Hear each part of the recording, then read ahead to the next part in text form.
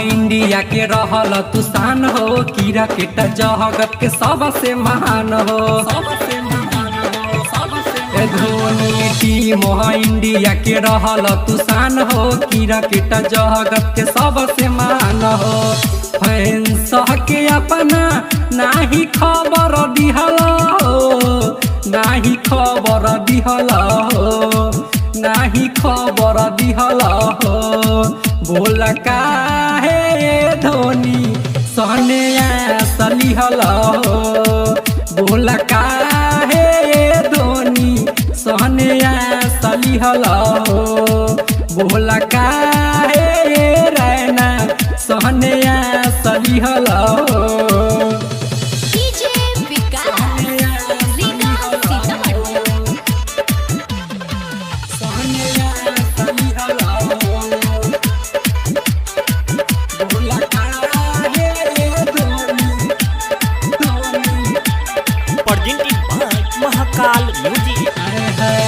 रहल महान तू मैं चौकिनी सर जग नहीं ले पाई कवन हो दूसर।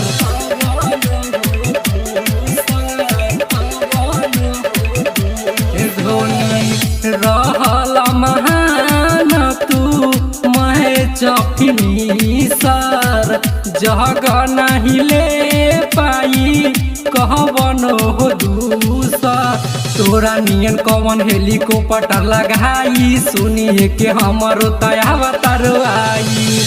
इतना दिन झूठा हुके सदी हला हो, हा हाया सदी हला हो, हा हाया सदी हला हो।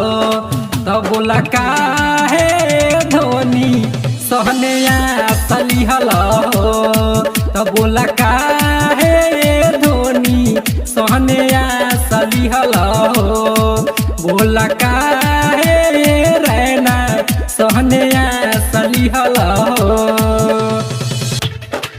सहने सलिहल हो, सहने सलिहल हो। बोला काहे धोनी धोनी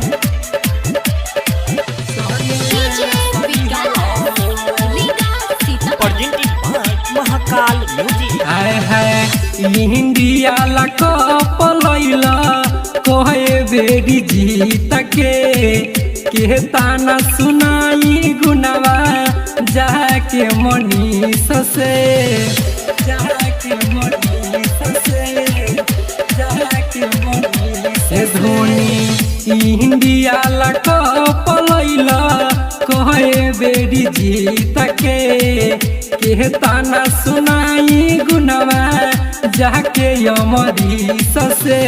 तोहरे कारण रहे टीम में नामी चल गइल छोड़ के खलता बे कमी।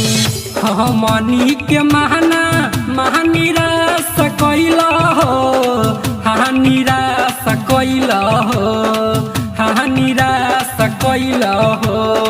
तब बोला काहे धोनी सहने सलिहल हो, बोल काहे धोनी सहने सलिहल हो, बोल काहे रैना सहने सलिहल हो। टीम इंडिया के रहल तुसान हो कीड़ा केटा जगत के सबसे महान हो। धोनी टीम इंडिया के रहल तुसान हो कीड़ा केटा जगत के सबसे महान हो।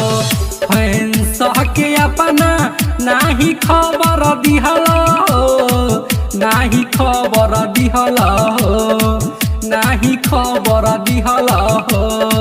बोल काहे धोनी सहने सलिहल हो, बोल काहे धोनी सहने सली हलो बोला काहे रैना सहने सली हलो। महाकाल रिकॉर्डिंग स्टूडियो नरगा बाजार सीतामढ़ी बिहार।